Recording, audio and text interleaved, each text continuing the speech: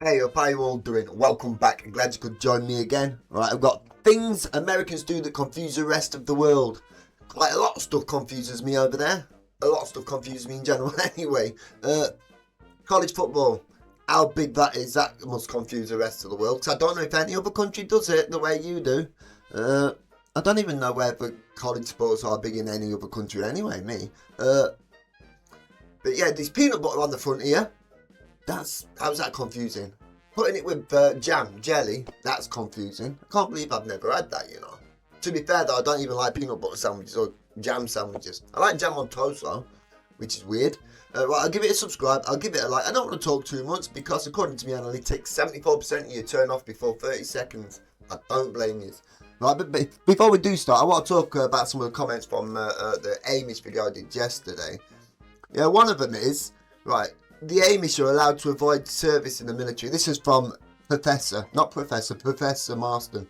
They're allowed to avoid service in the military. Even during World War II, they were exempt from the draft. I don't like things like that. If you take in this, you might have your little sub-societies and stuff like that, your little enclaves or whatever you call it. But I feel as though everybody, if you want in one country, I don't see why you should be exempt for it.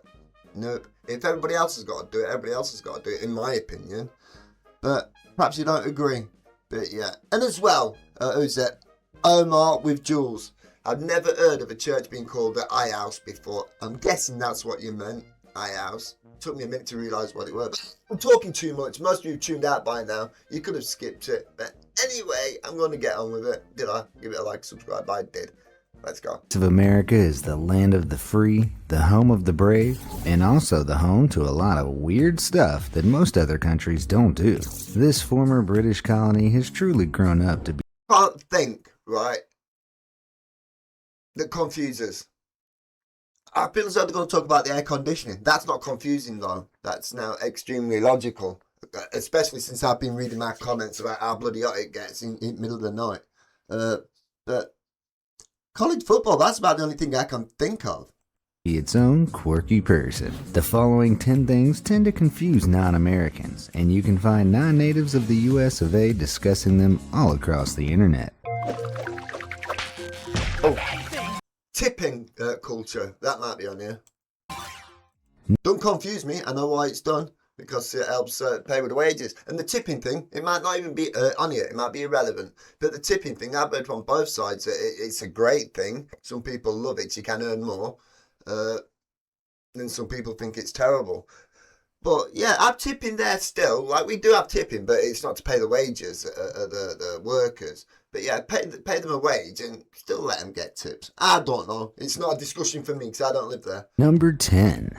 Tipping. America definitely isn't the only country in the world where tipping is a common practice. In fact, if you're curious about what jobs get tipped in what countries, there's a website called whototip.net that breaks down the tipping customs. I've seen some right on the internet as well recently that a lot of the services now are adding the tip directly on it without even letting you know, whether that'd be at a McDonald's or just some random shops and that now, stores.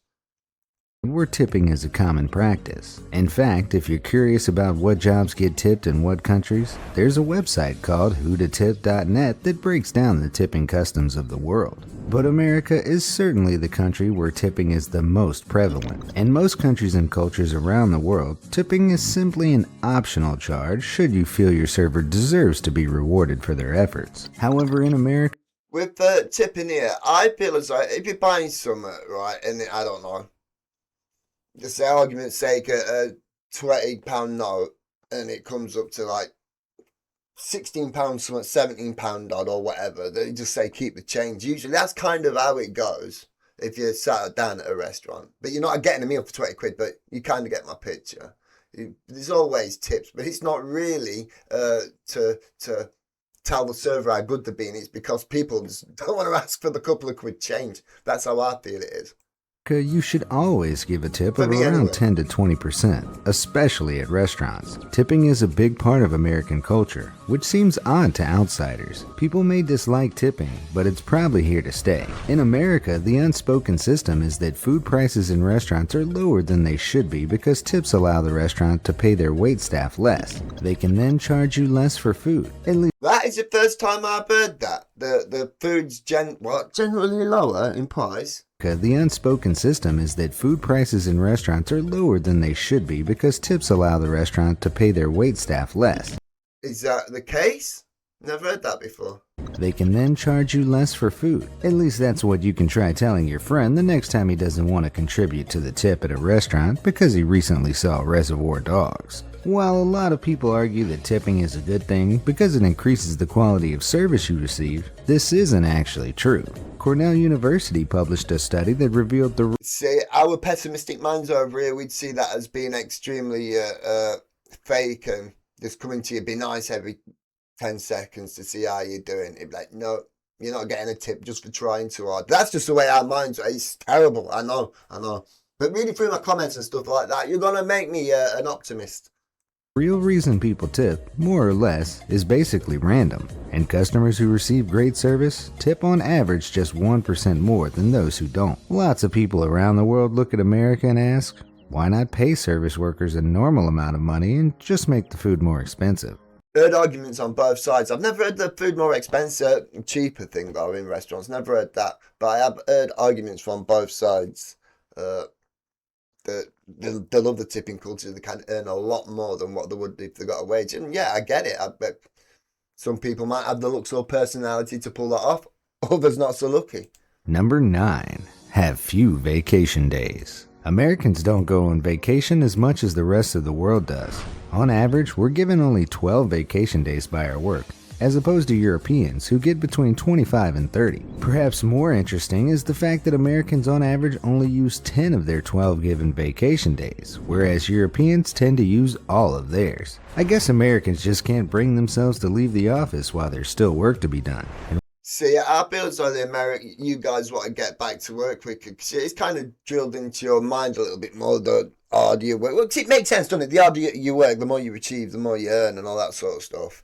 But yeah, probably itching to get back. So I have actually seen a comment before on something, an American saying, anyone that takes an holiday, a vacation over 7 days and doesn't get back into work, you just lazy or not productive. Somewhat along, don't quote me on the actual words, but yeah, along them lines.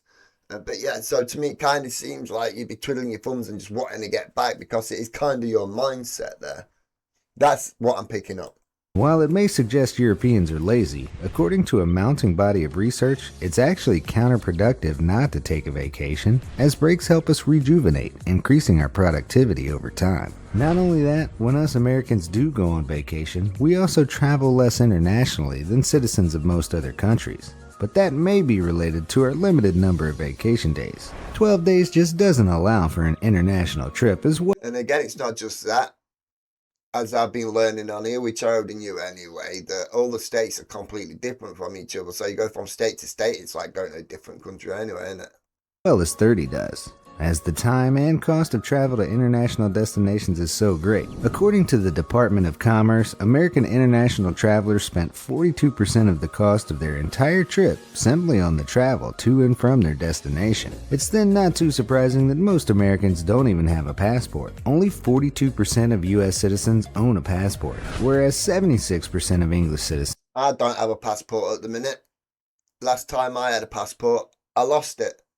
And my mum actually rang me up and she goes, have you lost your passport? I goes, I don't know. Why? Let me just check me stuff that I had on me. No, it had gone. My mum's like, well, I just heard it on the radio, your name in your passport. Ring this number, go and collect it. I rang the number. I was told it was my local police station. So it was on radio less than an hour. I went to the police station. Said, oh no, we've got rid of it. I never bothered getting one since. That was years ago as well, but not been on holiday, of course, not abroad anyway.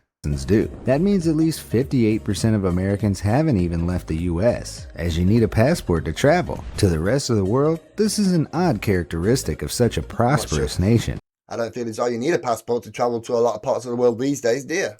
While it's partly due to limited vacation days, it may also be because Americans lack the desire to travel as much as the rest of the world. Number 8. Food preferences. When you go to a restaurant in America, you're probably going to get a lot of food, at least a lot more than most other nations would serve. It's a popular topic of discussion amongst non-Americans online. Many European tourists admit they would frequently just order one item off the menu and share it with another person. America does it big, and for non-Americans, the size options at fast food restaurants perfectly illustrate this. Take a look at this image by a Japanese citizen in 2011, comparing the sizes of McDonald's drinks in America versus Japan. The medium Japanese. At one point, for a bit, we did have like a drink that was huge. It was just like, what's the point of that? I don't think anyone was buying it.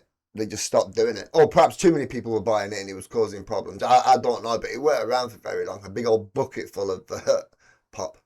Cup is the exact same size as the small American cup, and the American medium cup is larger than the Japanese large. But McDonald's is on the small size. Here are the small sizes at a number of vendors, showing just how much larger a small cup is in America. While many around the world like to joke about how it proves Americans are fat, the truth is a lot of them take away their leftovers in carry-out boxes to eat throughout the week.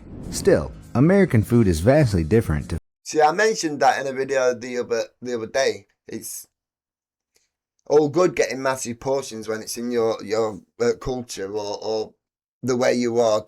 You get big portions, you have your takeout bag, your doggy bag. That makes sense. That's not a thing that ever happens yet. I've never seen it. I've never known it. And I couldn't bring myself to ask for someone to take stuff. I don't know. But again, it's different over there, isn't it? If you're getting loads and you paid for it, I could imagine it's like, I've got all this. I could eat this more later. So it makes a lot of sense. If you leave something here on a plate, it's probably like a couple of chips or something. So not enough to take on. Food found in the rest of the world. For one, non-Americans are, on the whole, less obsessive about peanut butter. Brian Sternthal, a professor of marketing at Northwestern University's Kellogg School of Management, has said that in many parts of the world, peanut butter is regarded as unpalatable American curiosity. For example, according to Statista, Americans... I know it was very an American thing, but I didn't realise that's how Europeans felt about it. No, I know a lot of people that eat it. When I eat peanut butter, I have peanut butter and apple. I love eating peanut butter with a spoon and eating an apple at the same time. It's lovely. That's not too much dissimilar to peanut and butter and jelly, just apart from the bread, isn't it? But no, I don't like peanut butter or jam on bread. Eat a kilogram of it per year, compared to 100 grams eaten per person per year in Europe. That's 10 times the amount Europeans eat. I probably eat half a jar a day. American food anomalies. Probably a jar about yay big. I don't know, a normal sized jar. That have confused Europeans include comparatively small fruit and vegetable aisles full of fruits and vegetables that will cost you a lot more than they would across the Atlantic, as well as an overabundance of highly processed sweet and salty foods, and so-called cheese that can be sprayed out of a can. Number 7. I believe that came here for a little bit. Not that particular brand, I don't think. But we had I think I might have made this up. I might have dreamt it. But I'm sure we had it here for a bit. Never bought it. Saw it on the shelf. And I remember thinking, what the hell is that? But I tell you what, though, the American cheese that people shit on now and again, I love it. You know, you can't have a burger without American cheese. I had a bacon butty with a slice of American cheese on it for my breakfast this morning. I love that stuff. College sports. In America, college sports are almost as popular as professional sports. In some areas, they're actually more popular. People will have barbecues outside of stadiums for hours before the games start, paint their faces, and hate on rival academic institutions. College athletics are taken just as seriously by the fans, who don't care that the players aren't as good as the pros and aren't even getting paid. This may be baffling to our neighbors, but there is an explanation. When I eventually get over there, right, I gotta be realistic about it. America's a huge place. I'm gonna think clear and hard before I get over there whenever I go, because it might be a once in a lifetime thing. But I need to organise it around. If I want to go for a decent amount of time, at least 4 weeks, a month at least, right? But an American college game, an American football college game, definitely got to experience that. But again, I've said it before. It's not so much that I want to go into the grounds. It's that I want to be at the what do you call it? Tailgating. Are taken just as seriously by the fans, who don't care that the players aren't as good as the pros and aren't even getting paid. This may be baffling to our neighbors, but there is an explanation for this American pastime of watching what are literally amateur games. Unlike most fun-sized European countries, America is massive. There are lots of places that just aren't anywhere near a major city where you could go and see a professional team play. Colleges are the next best thing, and there's bound to be one of them nearby at least. College football and... Do you know what? Absolutely. You could give me a lifetime to try and think of the actual reason. Only one I'd come up with is children of the future. I don't know. That's one thing I could think of. I said that the other day, I think. But I would never have come to the conclusion because you're nowhere near an actual NFL You're always near a college, but you're not always near an NFL stadium. Makes a hell of a lot of sense. Basketball also actually predate those sports' professional leagues, so college athletics culture has been around forever. Number 6. Did I hear that right then? I paused a lot, I know. Them nearby at least. College football and basketball also actually predate those sports' professional leagues, so... Of course they do, that makes sense, innit? Every sport predate... At first I was about to say, wow, but if you think about it, all sports... It's predated the professional, because you had to have the sport before it became professional. College athletics culture has been around forever.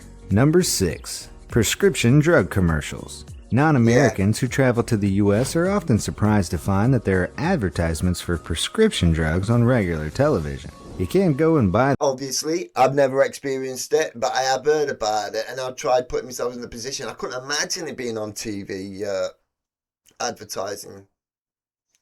There's literally nothing. I think I might be making this up as well. I hate false bloody memories. I'm getting to that age.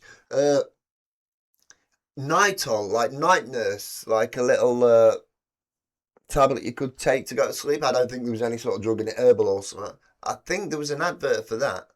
Them from stores, so the commercials urge viewers to ask their doctor about them. In 2016, Kantar Media, a firm that tracks multimedia advertising, reported that nearly 800,000 prescription drug advertisements were aired on television, which was a 65% increase from just 4 years prior. Basically, the reason these commercials don't exist in other countries is because they aren't legal in other countries. In fact, the only other country where these kinds of commercials exist is New Zealand. The US pharmaceutical industry is huge. It generated $425 billion in 2015. If they're allowed to advertise, of course they're going to. And it works. Direct-to-consumer advertised drugs tend to... This might be a crazy question to ask then. Do you have cigarette commercials and alcohol commercials? I'm not sure, right? Our adverts for cigarettes stopped in the late 90s, I believe, maybe mid-90s. But I think we still have adverts for alcohol. Yeah, definitely known for drugs like this. But yeah, do you have cigarette and alcohol commercials? Just on the terrestrial TV, normal TV.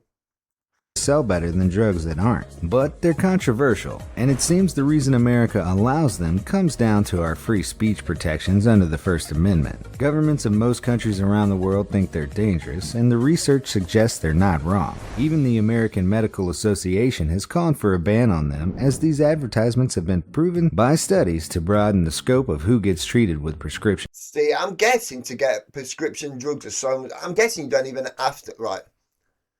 When we say we've got to go and see a doctor here to get prescribed something, whether we pay for it or not ourselves, whether we go through NHS or go private,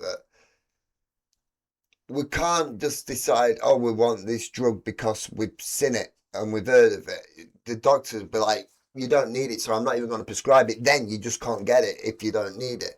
I feel as though with all the advertisements, commercials that you guys have over there, that you're literally allowed to just go to doctors and self-prescribe, basically. Just say what drug you want and pay for it. Or am I wrong there? I don't see why they'd advertise it like this if you couldn't just go and purchase it. Drugs. They also lead to patients being influenced to take newer, less effective drugs that often cost more. For example, Vioxx, which was later withdrawn as it caused life-threatening side effects such as increasing the risk of heart attack and strokes. Number 5. Soccer. America, of course, isn't the only country that plays threatening side effects such as increasing the risk of heart attack and strokes. Number 5. Soccer. America, of course, isn't the only country that plays soccer, but we are one of the only countries that calls the game you play with your feet soccer, and the one you play with. See, the whole argument about soccer and football, it makes sense that it is called football because you kick it with your feet and stuff, but again, weren't it called soccer originally? Weren't it when it first started called soccer, or at least it was named soccer over here? So I believe. Your hands, football. We stand with countries like Australia. But yeah, that is odd though. American football to you guys, football. It barely gets kicked every time I've seen it. Korea, South Africa, and Italy in not calling the sport football. Understandably, it confuses most of the world. So, what is the origin of this counterintuitive name? Soccer is an abbreviation of association, which came from association football, the official name for the game. The suffix was added as a common jocular slang term of the time. The reason the name is stuck is because American football developed in the mid-19th century, evolving from the British game of rugby. Back then, rugby was loosely known as you couldn't change the name from one to other. That makes a lot of sense. Football, but it was often called rugby to make the distinction. All these sports were about moving the ball forward, but as the game developed across the pond, Americans developed different rules about how you were allowed to do it and what you could wear. The most popular rule set in England ended up being the one where you can only use your feet. And the most popular rule set in America ended up being the one where you get to smash into each other. Hence why the two totally different sports have the same names in the two countries. Number 4. Not including sales tax. Wherever there's a discussion of American should have thought about this one. This is an obvious one. This is a big one. Sales tax on the internet, you can find non-Americans telling their tales of being shocked at the final price because they didn't realize that sales tax wasn't included.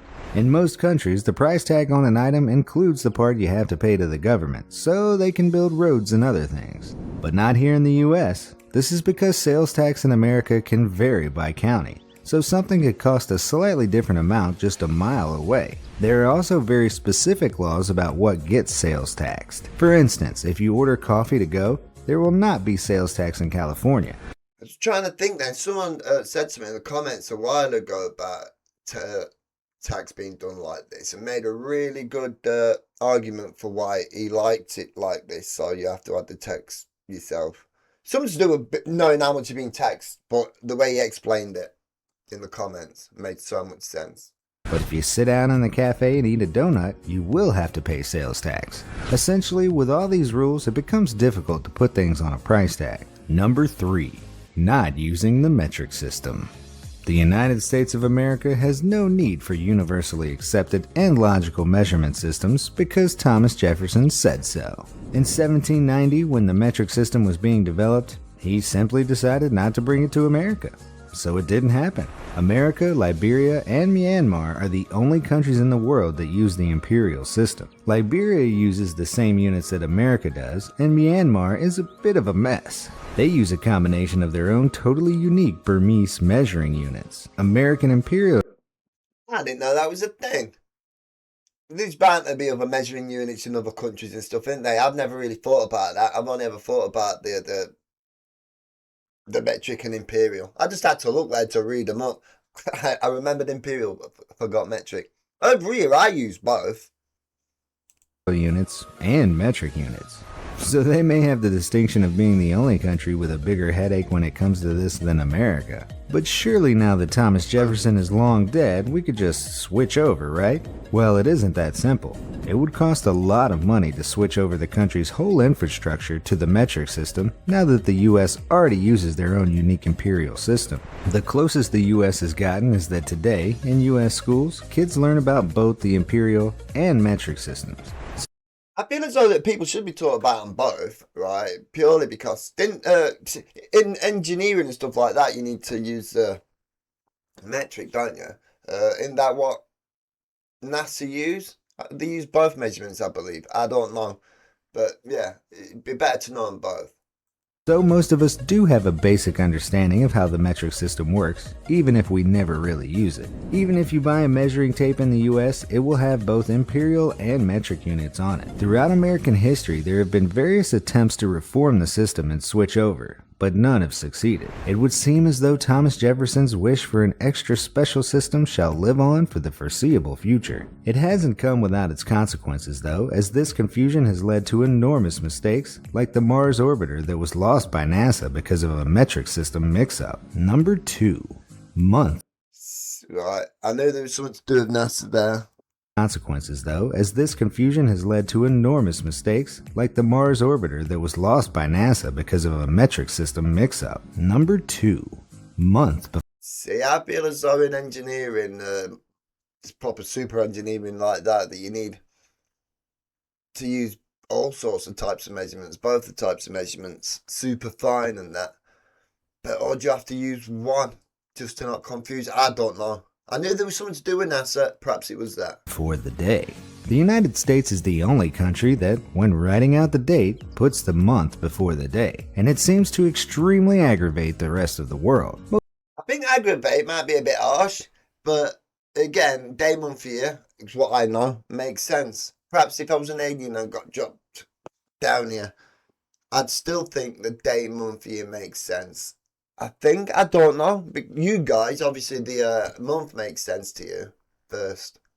But yeah, the day to me definitely makes sense first. Most other countries write the day, then the month, then the year. The majority of countries and most of Europe and South America do it this way. It seems logical as the units of time are then in order from smallest to largest. Also seemingly logical is how the date is written in China and Japan, which is year, month, day, or largest to smallest. So why do we format? See, that one is logical as well, but the Chinese one's logical, but don't like it. I'd prefer to go with this than have the year right at the front. I'd rather go with the US version than have the year at the front. That'd do my nothing. Time like this? Too much. Well, unfortunately, there's no widely accepted answer as to why this is the case. The month-day-year order was used in Britain in the 1800s, but why we chose to keep it when Britain ceased to do so is something of Learning something new all the time about my own country. I didn't even know that. a historical Why mystery. would I? The best guess is likely that the order reflects how Americans say dates verbally. An American would be more likely to say that it's January 1st more than they would be likely to say the 1st of January. Our notation then could simply be I do alternate it. I do switch from one to the other when I'm saying it out like that. I might say 1st of March or March 1st. I don't know. I feel as though every one of my videos, my accent, or at least my words that I say sometimes sound different to the same word that I used in another video. Words change in my mouth constantly, and the way I say them. a way of writing out what would be the most conversational. Confused. Number 1. Having a drinking age of 21. A 20-year-old European may be in for a shock when they fly to the US and discover that they can no longer legally drink alcohol. Most Europeans have given up drinking by 21. While you may already know about this peculiar American practice, what you may not know is why it is the case. In 1984, the U.S. passed a law called the Drinking Age Act. It stated that if a state did not create a minimum drinking age of 21, they would lose up to 10% of their federal highway funding. The states all took the hint and made the drinking age 21. But why 21? Well, America has a long and storied past with alcohol, including prohibition. Lawmakers didn't just pick the number out of a hat. It dates back centuries to Old English common law, which states a person becomes a full adult aged 21, at which... Okay, then why you're letting them go and potentially die in war? It makes no sense to me. Yeah. 21's daft. At least 18. At least 18. But yeah, when I used to love going on holiday when I was a kid, when I 14, going on holiday with my parents to Spain and stuff like that, drinking age being 14. age a person could, among other things, vote and become a knight. Still, as shown by this map, the US is one of just a few developed countries to have a minimum legal drinking age over 18. In fact, in some countries like Belgium and Germany, 16-year-olds are allowed to purchase alcohol. Alcoholic or not, if you order a drink in America... See, it's 14 in Spain when we used to go there. I don't know whether it's changed now, but it was 14 back in the 90s. you're probably going to get it with a lot of ice. In most other countries, you just won't see the sheer quantity of ice that you'll get in your American beverage. Granted, you'll often get ice in your drinks in many European countries, but ice-cold beverages are the default option in America. Whereas lots of people from other countries don't have the same preference, and drinks aren't always served with ice. This cultural difference is frequently debated online. It could be because in some countries you shouldn't drink the tap water, which is where that ice came from, and in See, again, I said this in one of my videos, that perhaps it was drilled into our heads, because if we went abroad, we was always told to stay away from the ice. Don't drink the tap water and don't have any ice from any of the restaurants or whatever. And I wonder whether that's part of it. But again, it's never that hot. It's like we've been having crazy heat waves and stuff like that over here. I nearly put a jumper on before I started. This is cooled down again now. So we don't need it like that. others, it just isn't common to automatically have ice with a meal at a restaurant. So, people of the internet, do you agree with the items on the list? Let me know what you think. And as well, I can't stomach it when it's too cold. It has to be really, really hot, and I have to have been knackered working all day or something for me to even attempt to drink ice cold liquid. I don't like it. But anyway, I enjoyed that. I hope you guys did. Give us a thumbs up and all that good stuff if you want to. And thank you to all my subscribers. Sorry I paused out again, but I want to learn and talk as well. Right, see you later. Bye-bye. Bye.